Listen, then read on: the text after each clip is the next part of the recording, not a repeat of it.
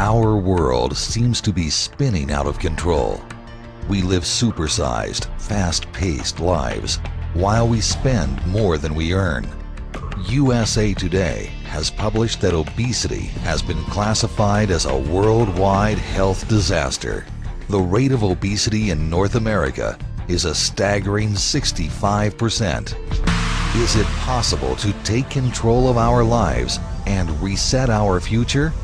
Don't you ever wish your body had a reset button? With USANA's 5-day high-fiber cleanse, you can make a clean break. Now's the time for you to say, I'm taking control of my life today.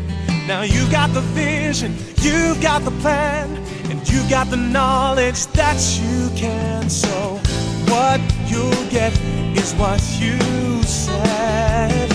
So reset your life, reset your life, reset your life.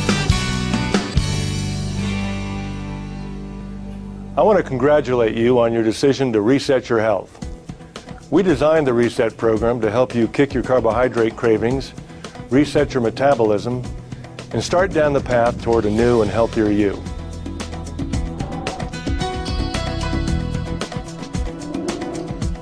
More than 2/3 of adults and 1/3 of children in the United States and Canada are now considered to be either overweight or obese.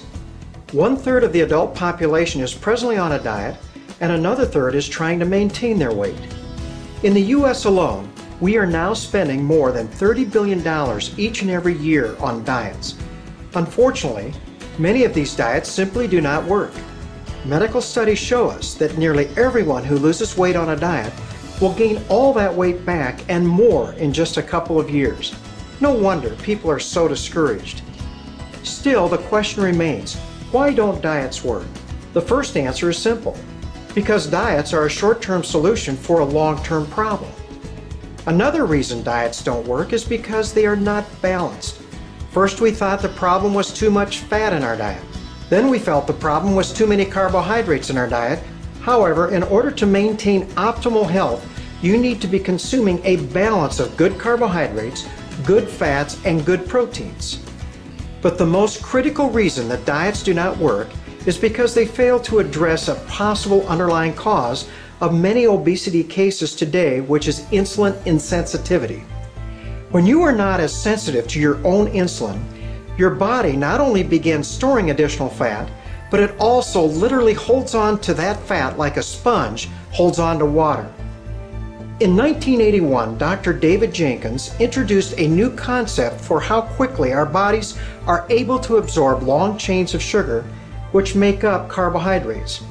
He had his patients eat a particular carbohydrate like bananas or apples or bread or potatoes or green beans, and then measured how quickly these foods caused their blood sugars to rise.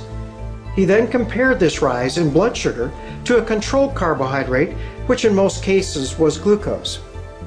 Using this comparison, he was able to calculate a number that he labeled the glycemic index.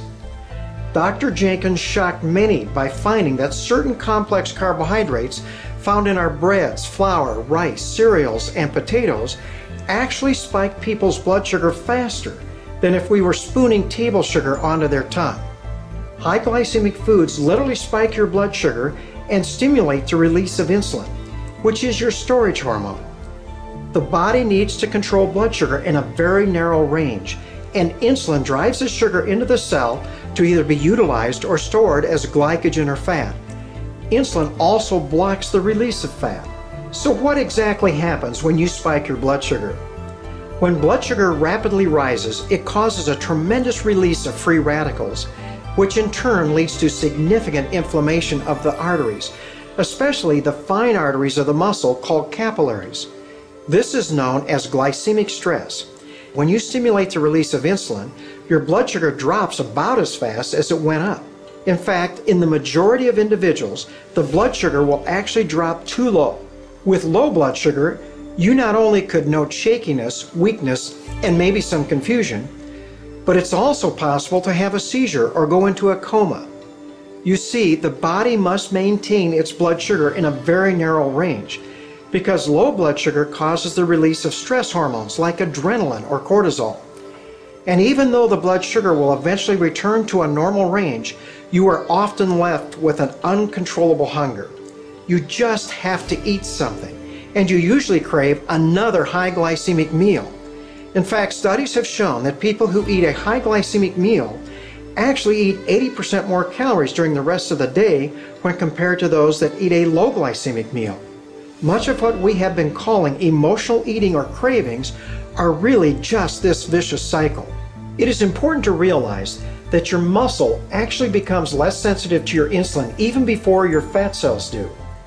Therefore, your muscles, which normally take up 85 to 90% of the calories from your meal, are not able to utilize the calories normally from any meal or snack. It is like someone has switched the tracks on your glucose train from your muscles to the fat cells of your abdomen. There, the glucose is converted into fat, which is another job of insulin. You see, when you become less sensitive to your insulin, a calorie is no longer a calorie. You begin gaining weight and you really don't understand why. So what is the answer to this dilemma?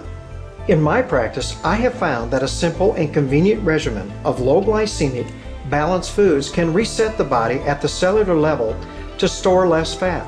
Most people can make this change in about 5 days. They are then primed to reverse this glycemic stress, end their carbohydrate cravings, and become more sensitive to their own insulin